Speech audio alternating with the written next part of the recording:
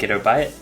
Basque cheesecake. I bought the highest rated Basque cheesecake recipe in New York City for $47. It took a few tries, but I successfully recreated the recipe at home and it cost me $14.15. That's a pretty big discount, but let's see if it's worth the effort. First things first, the cream cheese had to be softened, so I let them warm up in my air conditionless apartment for like an hour. After that, I added the sugar and creamed it together until smooth. In a separate bowl, I cracked and whisked together 5 eggs, slowly added it to the cream cheese mixture, then added heavy cream, salt, and vanilla extract. Lined a 7-inch cake pan with parchment paper, trimmed the excess, and then poured the batter in. Bonus tip: place the cake on a baking tray lined with a wire rack. The tray will make it easier to move the cake in and out of the oven, and the wire rack will ensure proper airflow. Bake this at 475 degrees Fahrenheit convection for 50 minutes until it's dark brown on top and jiggly in the center. As far as the difficulty goes, this is right on the line of things that people who suck at baking can successfully bake. I would know, because I'm one of those people. So honestly, it wasn't that much effort, but all the effort will go to waste if it doesn't taste the same. Taste test time. So I have both the cakes here. This one is the store-bought cake, and this one is the one I made. But of course, the only fair way to judge these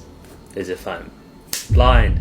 The two cheesecakes ended up so similar that I couldn't tell the difference at first. I had to go back for a second round, and even then they're both very delicious. So big props to Grace Treat for making such a delicious cheesecake. And while I definitely think it's worth the price and the hype, it's way cheaper and easier than you think to make at home. So I would say, make it.